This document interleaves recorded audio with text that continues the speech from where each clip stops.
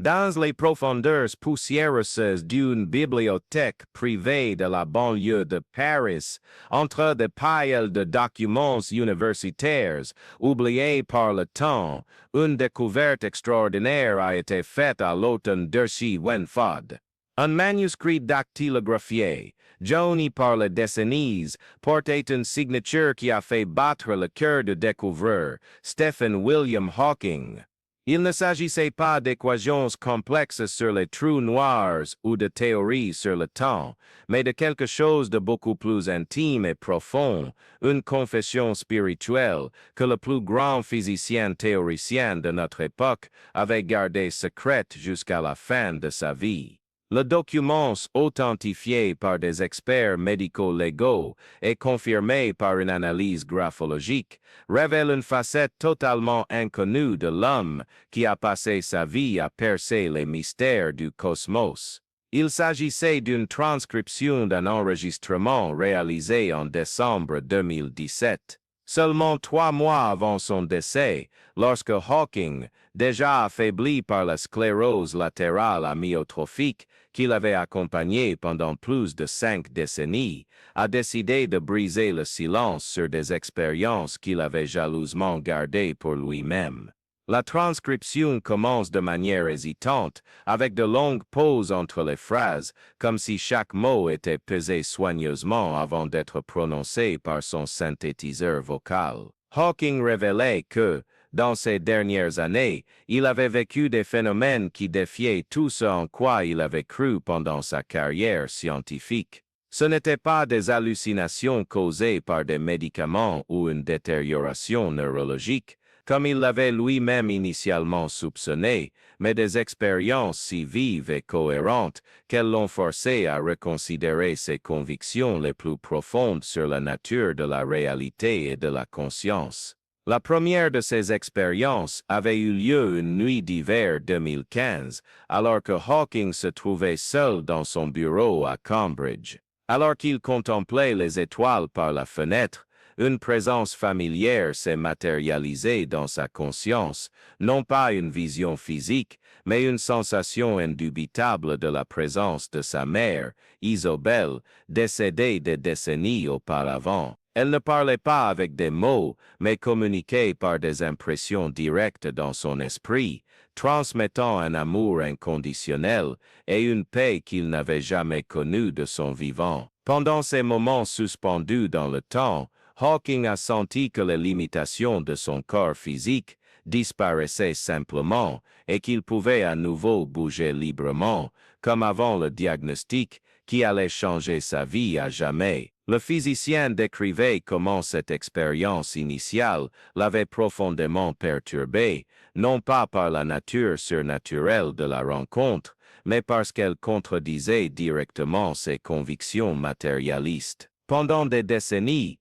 il avait publiquement défendu l'idée que la conscience n'était qu'un produit de l'activité cérébrale, qu'il n'y avait pas d'âme ni de vie après la mort, et que l'univers fonctionnait exclusivement selon des lois physiques mesurables. Cependant, cette expérience possédait une qualité de réalité qui transcendait toute explication scientifique conventionnelle qu'il pouvait offrir.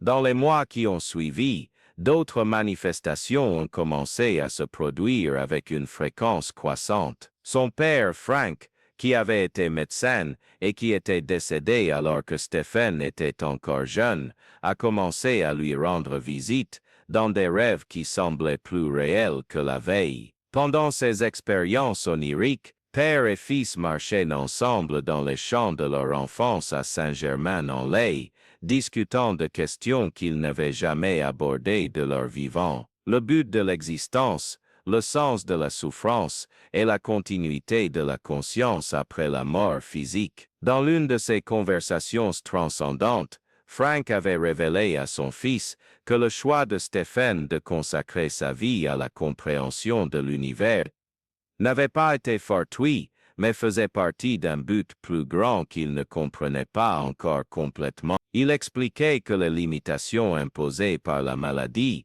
n'étaient pas une punition ou une injustice cosmique, mais une opportunité d'explorer des dimensions de l'expérience humaine qui restaient inaccessibles à ceux qui étaient prisonniers des préoccupations mondaines de la mobilité physique. Grâce à sa souffrance et à sa persévérance, Stephen avait développé une perspective unique sur la fragilité et la force de l'esprit humain, devenant un exemple de transcendance pour des millions de personnes à travers le monde. Au fur et à mesure que ses expériences s'intensifiaient, Hawking a commencé à percevoir des schémas et des synchronicités dans sa vie quotidienne qui semblaient connecter le monde physique à un ordre sous-jacent plus profond. Des nombres ayant une signification personnelle apparaissaient répétitivement dans des contextes apparemment aléatoires. Des livres tombés ouverts à des pages contenant exactement les réflexions qu'il cherchait à ce moment-là. Des inconnus l'abordaient dans la rue avec des messages qui résonnaient parfaitement avec ses pensées intimes les plus récentes. L'une de ces synchronicités particulièrement marquantes s'était produite lors de l'une de ses dernières conférences publiques. Alors qu'il parlait de la nature du temps et de la possibilité de voyage temporel, un enfant dont l'assistance leva la main et demanda s'il croyait que les personnes que nous aimons continuent d'exister quelque part après leur mort. La question posée avec l'innocence caractéristique de l'enfance avait touché Stephen d'une manière qu'il ne pouvait pas expliquer rationnellement. Pendant un instant, il hésita, sentant la présence réconfortante de sa mère et enveloppant comme un manteau invisible, lui chuchotant dans sa conscience qu'il était temps de partager la vérité. Cependant, le conditionnement d'une vie entière consacrée au scepticisme scientifique a prévalu et il a donné sa réponse standard sur l'absence de preuves empiriques pour la survie de la conscience. Mais ce soir-là, seul dans sa chambre, Hawking a pleuré pour la première fois depuis des décennies, non pas de tristesse, mais d'une profonde prise de conscience qu'il avait publiquement nié quelque chose qu'il savait être vrai dans son cœur. La transcription révélait que pendant ces derniers mois, Hawking avait commencé à faire des visions spontanées de réalités qui existaient au-delà des dimensions connues de la physique moderne. Il décrivait des paysages d'une beauté indescriptible, composés non pas de matière physique, mais de lumière pure et de conscience cristallisée. Dans ces royaumes, il rencontrait d'autres âmes qui avaient achevé leur voyage terrestre, certaines familières, d'autres inconnues, mais toutes liées par des liens d'amour et de compréhension mutuelle qui transcendaient toute relation humaine ordinaire. Dans une vision particulièrement vive, Antoine se retrouva dans un vaste hall du savoir où les informations sur la nature fondamentale de la réalité existaient non pas sous forme de livres ou d'équations, mais comme des vérités vivantes directement assimilables par la conscience. Là, il comprit instantanément des mystères qu'il avait passé des décennies à tenter de déchiffrer par des calculs mathématiques complexes. L'unification de la relativité générale et de la mécanique quantique, le paradoxe de l'information des trous noirs, la véritable nature du temps, toutes ces questions se révélèrent non pas comme des problèmes à résoudre, mais comme des aspects d'une réalité plus vaste que l'esprit limité par la forme physique ne pouvait tout simplement pas appréhender complètement. Cette révélation fut à la fois libératrice et humiliante. Libératrice, car il comprit enfin que ses limitations intellectuelles n'étaient pas un défaut personnel, mais une caractéristique inhérente à l'expérience humaine incarnée. Humiliante car il réalisa qu'il avait passé toute sa vie à poursuivre des réponses à un niveau de réalité qui n'était que la surface de quelque chose d'infiniment plus profond et complexe. Durant ces expériences transcendantes, Antoine rencontra également d'autres grands penseurs et scientifiques disparus avant lui. Einstein était là, non pas comme l'icône vénérée de la physique moderne, mais comme une conscience espiègle et pleine de joie, qui riait gentiment de ses propres théories, les reconnaissant comme des approximations primitives de vérité bien plus élégantes et globales. Newton apparaissait comme une figure paternelle, expliquant que chaque découverte scientifique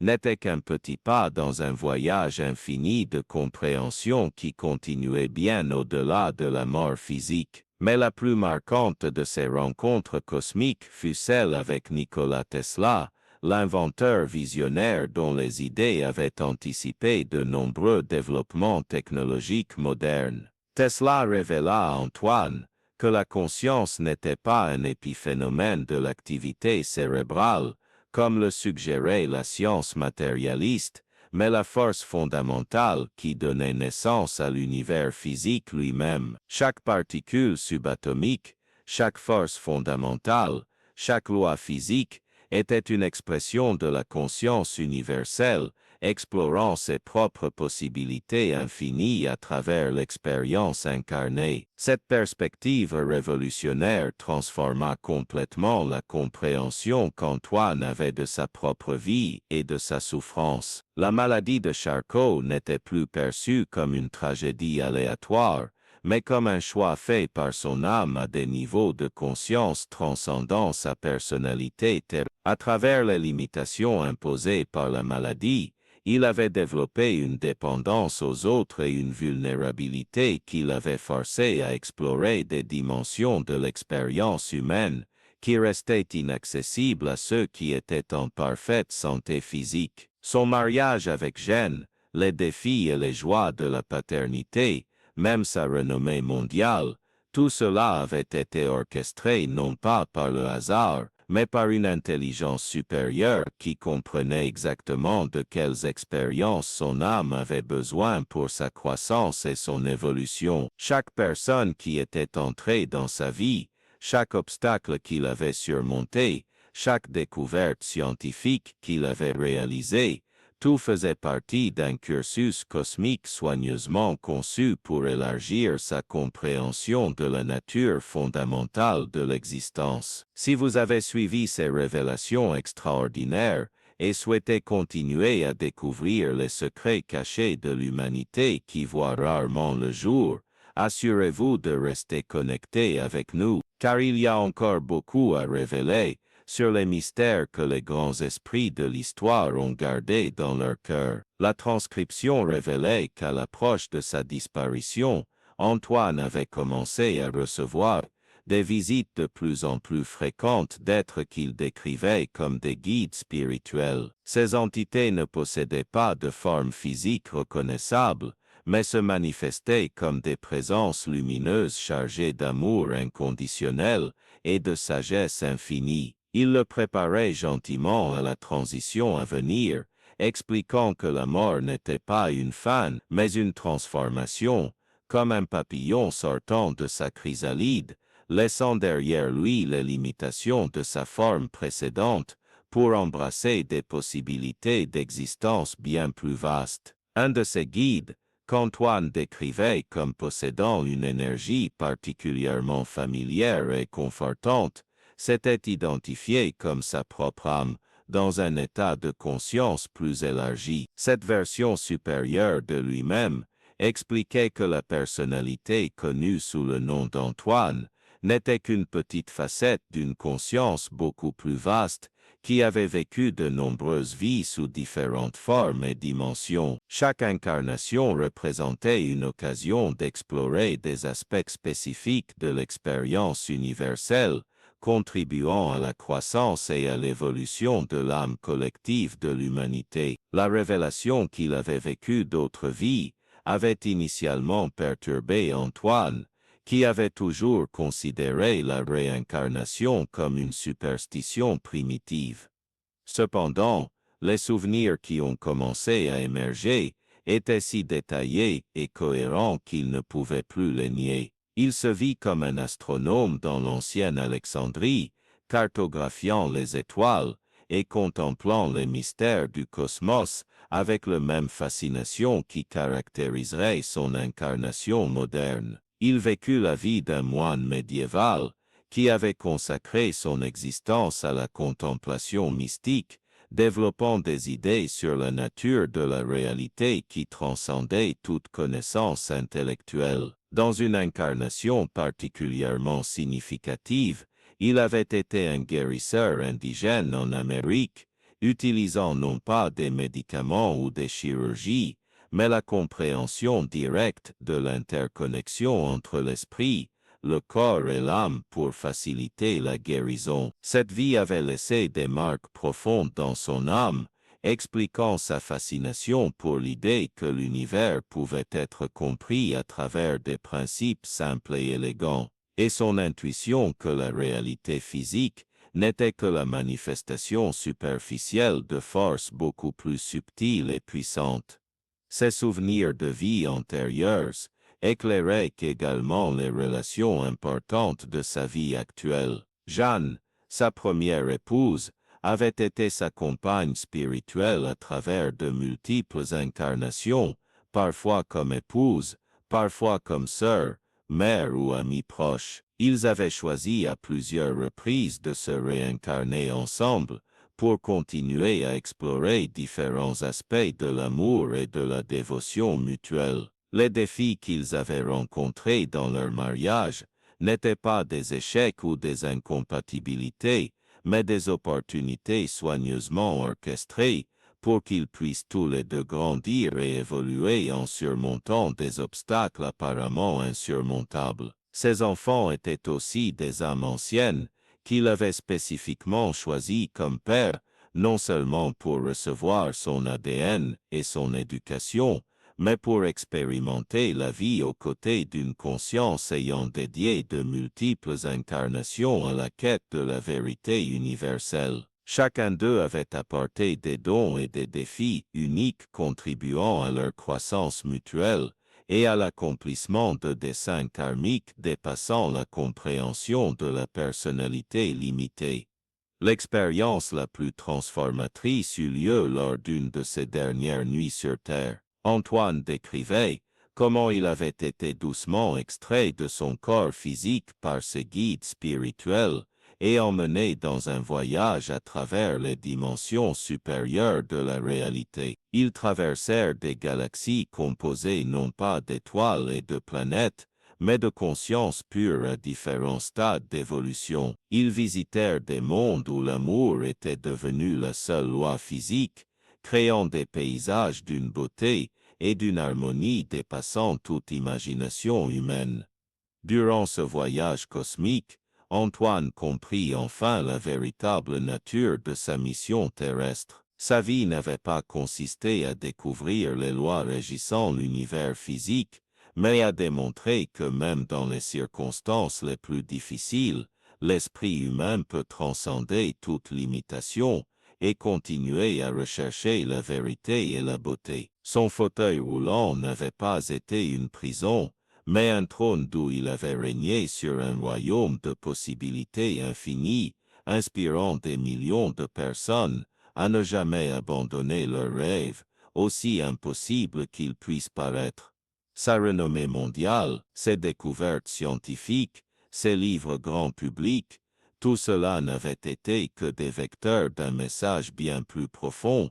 Chaque être humain possède en lui l'étincelle du divin, la capacité de transcender toute limitation et de contribuer à l'évolution continue de la conscience universelle. Par son exemple personnel, il avait démontré que la véritable grandeur ne réside pas dans l'absence de défis, mais dans la manière dont nous répondons aux obstacles que la vie place sur notre chemin. La transcription révélait que dans ces derniers jours, Antoine avait éprouvé un sentiment croissant d'anticipation et de joie, non de tristesse ou de peur face à la mort imminente. Il comprenait qu'il était sur le point de retrouver tous ceux qu'il avait aimés et perdus au cours de son voyage terrestre, mais à un niveau bien plus profond et complet qu'il n'avait jamais connu de son vivant. Sa mère, son père, ses amis et collègues disparus avant lui, tous l'attendaient pour le ramener au véritable foyer de la conscience,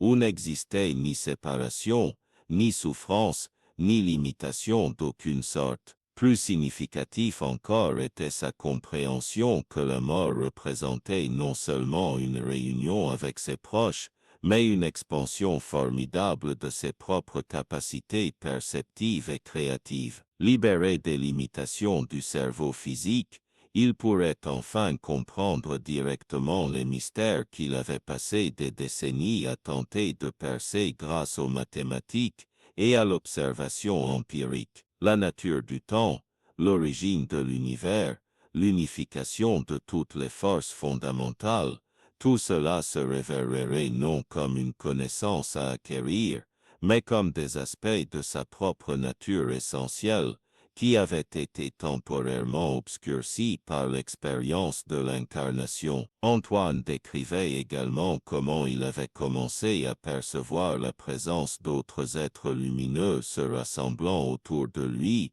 se préparant à l'escorter dans son voyage de retour. Certains étaient des parents et des amis proches, d'autres étaient des maîtres spirituels ayant guidé l'humanité à travers les siècles, et d'autres encore étaient des aspects supérieurs de sa propre conscience existant dans des dimensions au-delà du temps et de l'espace linéaire. Le sentiment dominant n'était pas celui des adieux ou de la perte, mais celui de l'accomplissement et de la réalisation. Chaque expérience de sa vie, chaque moment de joie et de souffrance, chaque découverte scientifique et chaque relation personnelle avait contribué à une mosaïque parfaite de croissance et d'évolution qui atteignait maintenant son apogée naturel. Il ne quittait pas le monde, mais étendait sa capacité à servir et à aimer de manière qui transcendait complètement les limites de la forme physique. Dans ces dernières paroles enregistrées dans la transcription,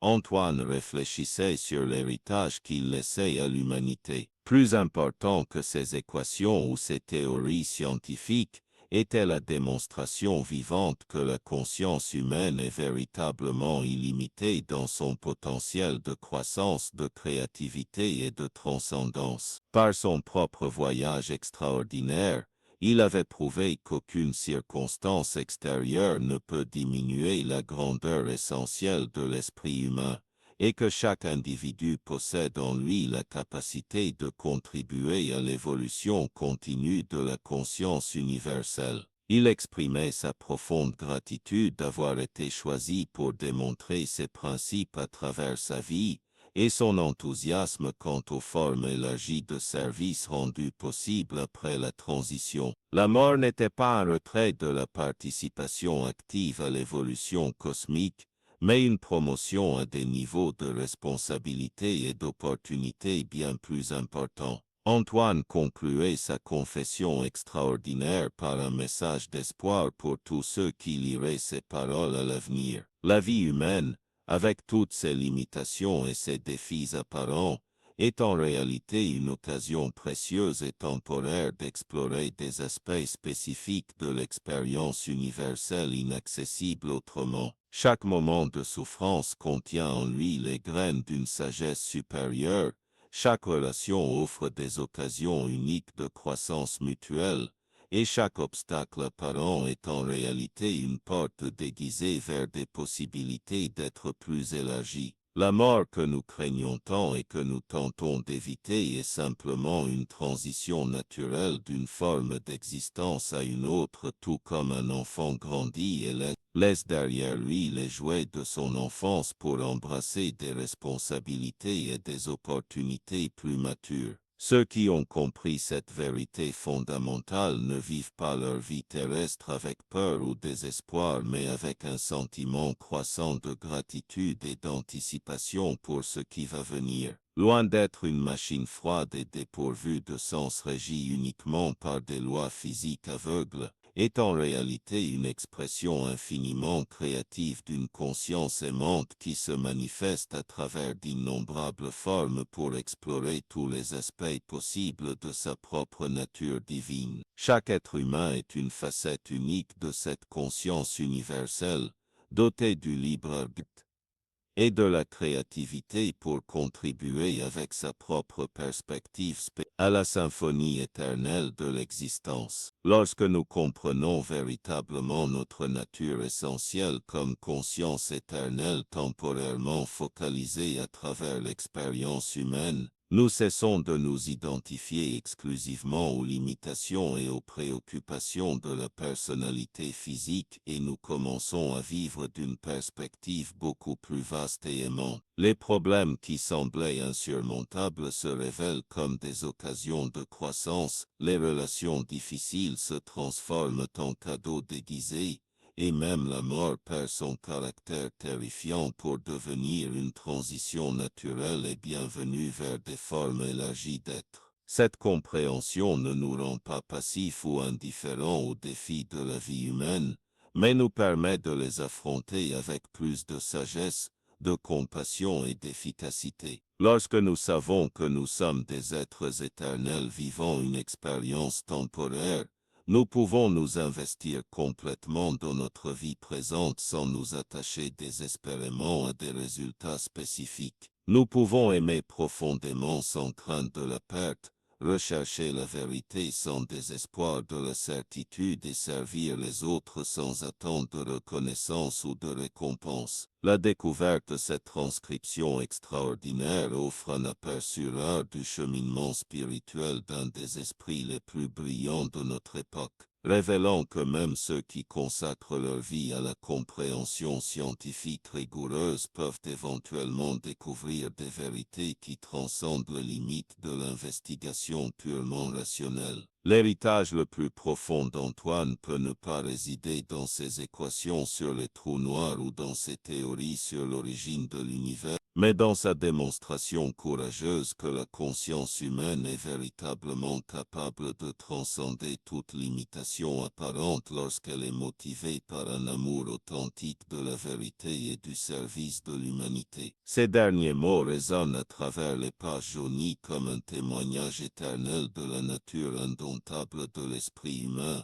La conscience est la seule réalité véritable et tout le reste n'est que ces expressions créatives infinies. Ne craignez pas la mort car elle n'est que le commencement d'aventures encore plus grandioses. Ne vous limitez pas aux apparences de la forme physique, car vous êtes bien plus vaste que vous n'avez jamais osé l'imaginer. Et souvenez-vous toujours que l'amour est la force fondamentale qui meut toute chose. Des particules subatomiques aux galaxies les plus lointaines du premier souffle au dernier battement de cœur. La transcription se termine brusquement comme si Antoine avait été gentiment appelé pour sa prochaine grande aventure avant de pouvoir achever ses dernières pensées. Mais peut-être est-ce approprié, car certaines vérités sont trop grandes pour être contenues dans des mots aussi éloquents ou profonds soient-ils. Elles doivent être vécues, expérimentées et réalisées par chaque âme individuelle dans son propre voyage unique à travers les mystères infinis de l'existence consciente.